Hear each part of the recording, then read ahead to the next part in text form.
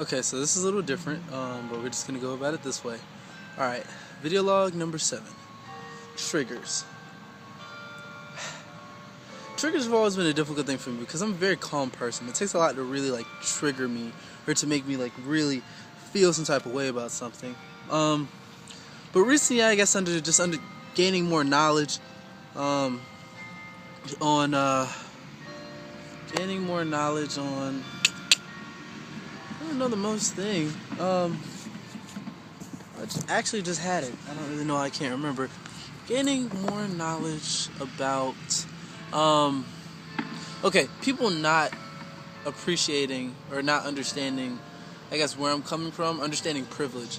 Yeah, so my biggest trigger, is when people don't understand privilege and they go off on a tangent, is acting as if they're correct. For example, I showed the Black Bruins video about Cy Stokes at UCLA, and after I showed the video, a student automatically just ranted off. He said it wasn't right. I don't believe in anything that he's saying. I feel like he might not be well represented, but he shouldn't be complaining.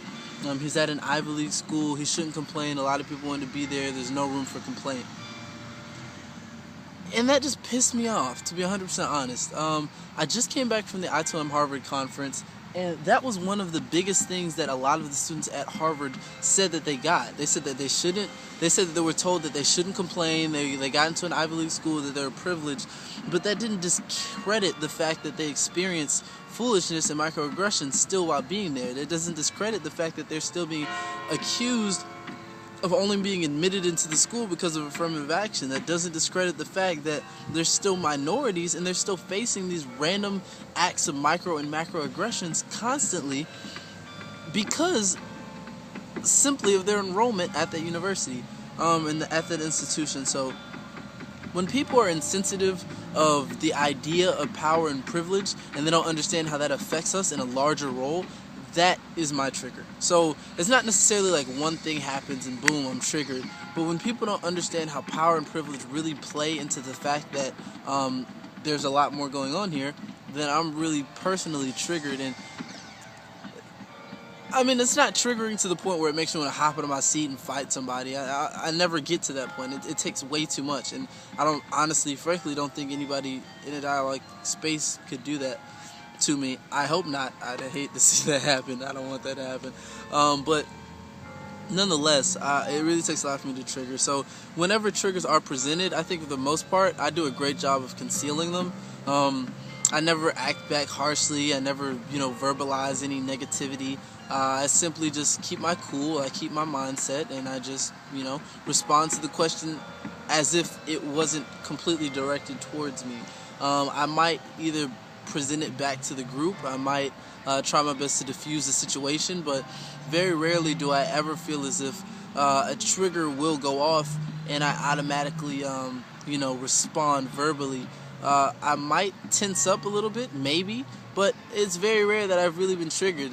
Things will happen and I'll understand that it's a trigger, and I think it's more of a mental process that strikes me as opposed to anything else. I process it quickly and I realize, oh wow, that just happened. And then I stop myself. I stop myself from making any type of interaction, or I stop myself from shutting down, because I know personally that once I shut down, that's it. So it's not. It's. I do a great job of stopping myself from really being fully affected by somebody, going off and really causing me to be triggered by something. So I feel like I'm very good on that aspect. I'm not really sure. I don't really see too many triggers within Jenna and I's dynamic. There's not too many things that have happened that have triggered us.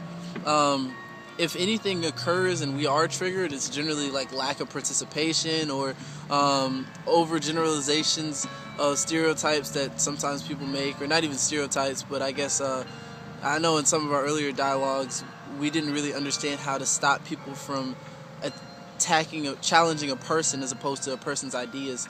So I feel like that kind of triggered us both in the beginning of our dialogue phases, but as we went through, I feel like we've worked on that a lot. So I'm even between our dynamics, there's really very little that actually causes us to to really be triggered or to really react negatively. So that's all I got. So hopefully this was a good one, and hopefully these bells behind me were, nice to listen to.